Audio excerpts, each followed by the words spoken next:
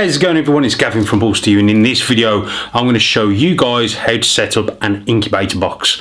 I know I've done this once before, however it's that time of year. It's just a little recap just to show you guys how I do it. Can I just say, fail to prepare, prepare to fail.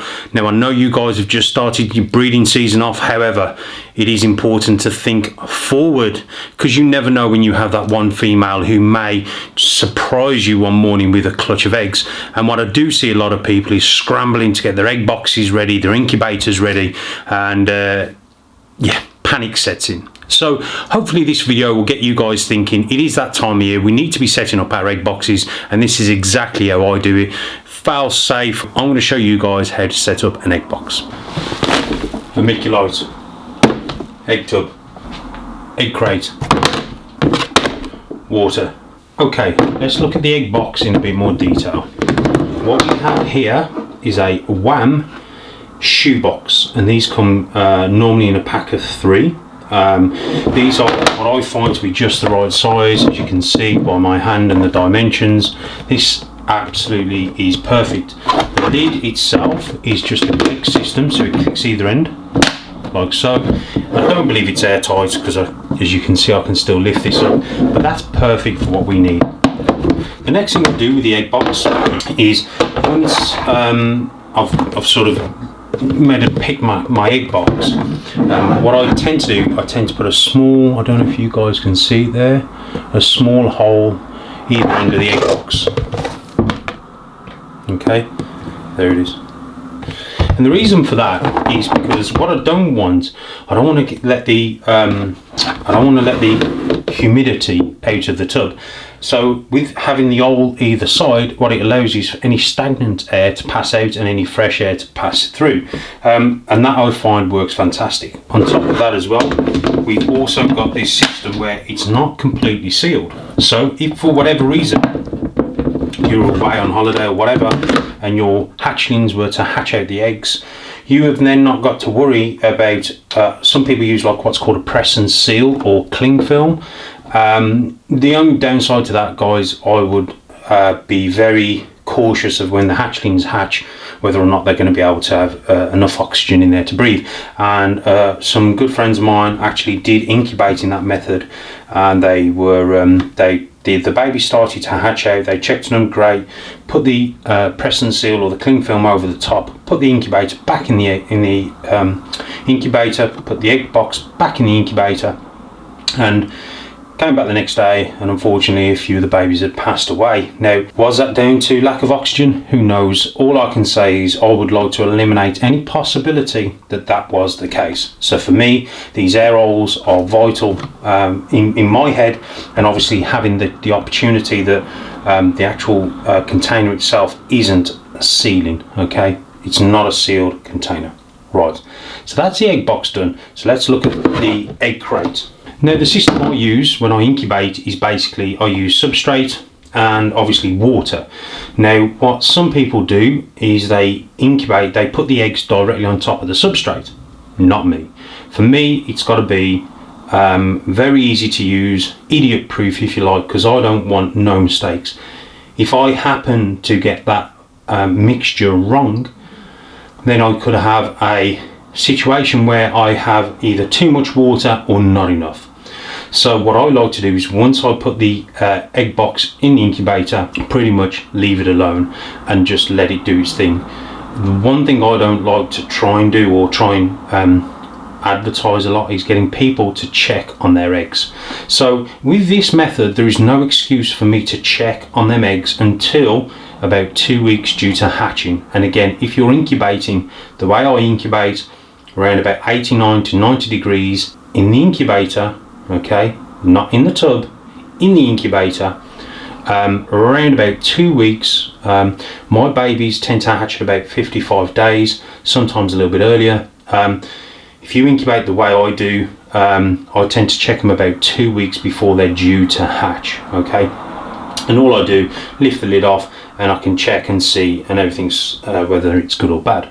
So that's the only time really I check during an incubation period, and then closer towards the days I'll then check like a week before, and then I'll check you know, I'll look inside the tub as opposed to lifting the lid off. I'll check then every other day as it's getting closer to the 55 days. Now, using the net crate system, getting away from placing the eggs actually in the vermiculite or in the substrate, this is idiot proof. Like I said, you haven't got to worry about whether or not you've got too much water or not enough. This will keep the eggs above and off the substrate, which means the eggs will obviously sit on top of the plastic and not make contact with the vermiculite or the substrate that you're going to use. And again, I'll explain why as we do the process. So, egg crate. You can get this. This is actually from a pond shop. Where you go and you get like all the stuff for your outdoor pond for all your fish, and this is a big sheet of plastic, and all I've done is cut it down. Very durable. I know it can withstand water because obviously this normally sinks into the bottom of a pond. You put your bricks under it and then you put your filter on top, so this can endure sort of being in an incubator box, and it doesn't give off any chemical residue. That's the other thing. Obviously we're placing eggs on top, so the last thing we want is any type of material that could possibly give off any chemical residue onto your eggs. So this goes directly into a pond where there's fish, you know, swimming about, and we know it's perfectly 100% safe. So egg crate cut to size. Vermiculite. This is what I've always used, and this is what I will continue to use. Some people like to go with the fine vermiculite, some people like to go with the coarse vermiculite. This is a bag that I got from a garden centre. This is 10 litres when filled, as you can see, and this is just perfect. I don't have any issues, everything hatches, and again, if it's not broke, don't fix it. So I don't mix perlite and vermiculite, I don't use perlite. I personally like to use vermiculite because that's what I've always used. Who knows if in the future I decide to use perlite, but for now all I can tell you is what I use and what works for me. Okay, so vermiculite. So we're going to get our egg box and we're going to give it a quick clean. Disinfectant. This is a safe disinfectant. I'm not going to go over its molecular structure or its capabilities, but it is a household disinfectant which is okay to use in your household on kitchen surfaces where there's food where you're likely to digest and your children are likely to touch, so it's perfectly safe inside your egg box. So there we have one egg box cleaned, ready to go. Now this was an egg box, or I reuse all my egg boxes. I don't go out and buy new ones every year. I used like I said, a germ cleaning disinfectant which kills E. coli, salmonella and all that good stuff. Again, it's perfectly safe. It's not going to create any problems.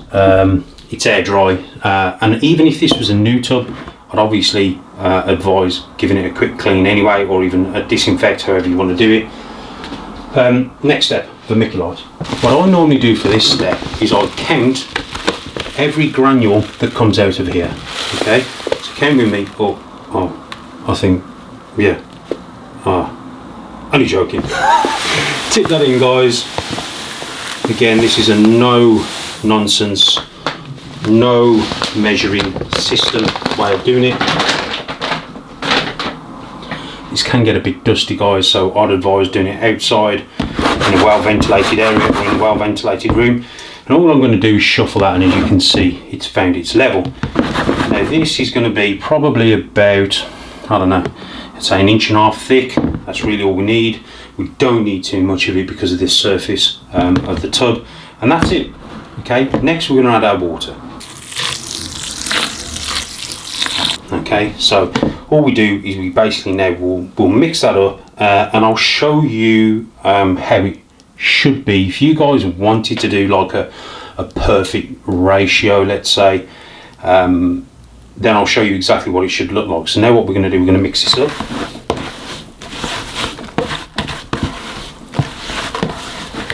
water I've used is, if you wanted to, I suppose, be anal, it is filtered water, and it is cold water.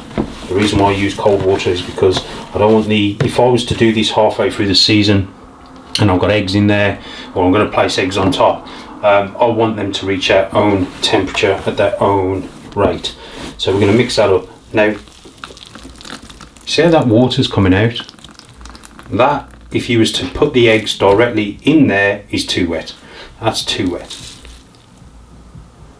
You don't want no water coming out, but you want it to clump up like that. So you want it to clump up like that, but without the water coming out. Okay, but that's not a problem with this mixture. That is in fact perfect. Next step, egg crate. How complicated was that, guys? Let me go over this. So the reason why we don't care about the amount of water, obviously we don't want it splashing all up the sides and stuff. Not that you're going to carry your egg box in that way, but the reason why that substrate is there is purely for our egg crate to rest on. Now, I do see people using the substrate-less system, which basically means they've got a couple of bricks and water, and then the egg crate goes on top. That's fine, that works okay.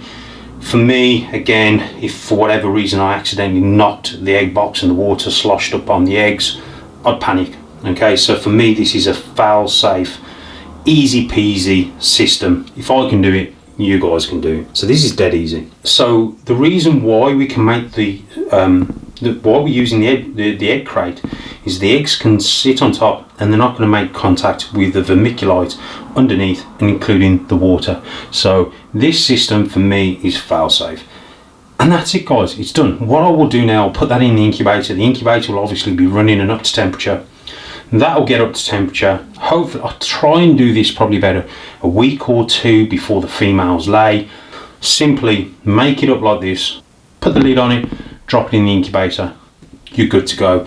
If you do have any surprise clutches, you've got this bad boy ready for you.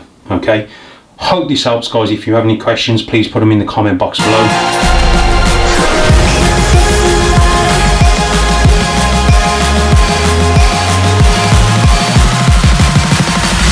So there you have it, guys. Very easy, very simple egg box. So hit that notification bell, smash that like button 2019 style, subscribe if you aren't already, and I will see you guys in the next one.